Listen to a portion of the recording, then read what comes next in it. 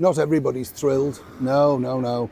This really did not go down very well at all, with a good percentage of the people behind something that Prince Harry truly needs now to keep on side. It's possibly his only lifeline to public adoration, as we saw recently when he popped back over to Canada and appeared at that massive game, you know, and you kind of think, no, these cheers aren't for you, mate. They didn't realise you were turning up, but they're just kind of being polite. We're talking, of course, about the forthcoming Invictus Games over in the beautiful area of the world that is Canada in the early part of next year. Now, as we all know, it's been very difficult, particularly in this cost of living crisis times, to fill seats, to get, you know, ambassadors, to get advertising, sponsors. It's just very difficult. A lot of people were suggesting, of course, that the Invictus Games were hijacked by Harry and Meghan, simply turning it into a fashion show on the previous one, where Meghan even led out the veterans dressed in some very ill-advised shorts and pumps, and you kind of think, what was that about? But according to that source, Prince Harry believes that she's an integral part of making the Invictus Games very successful.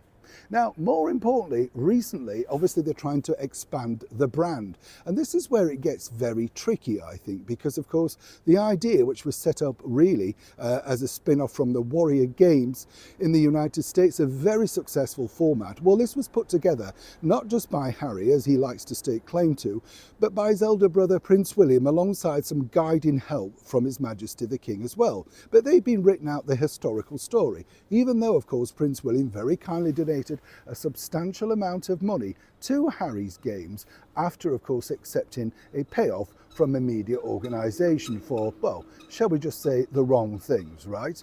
Now, moving forward, here's where Harry recently decided to try and get people on board by expanding their story, I thought, very nicely to schools. This is a good idea to introduce exactly what can happen and what really the Invictus Games are about.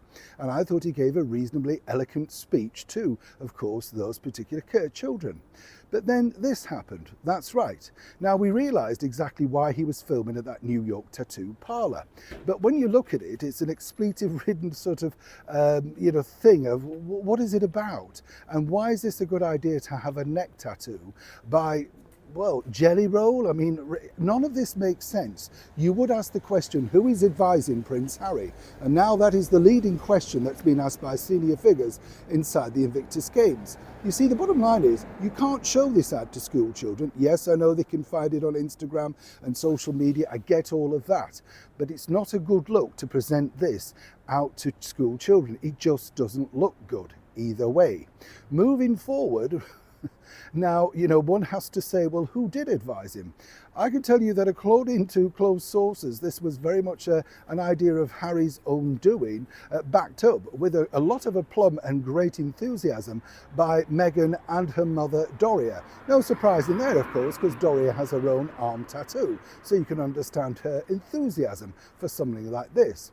Harry now, I've been told, as ever we have to say allegedly, is going to have to do some explaining to do on his latest, what he thought was a brilliant publicity coup idea to get more people involved. But would this video make you either want to become an advertiser, a sponsor, an investor, or indeed simply take part?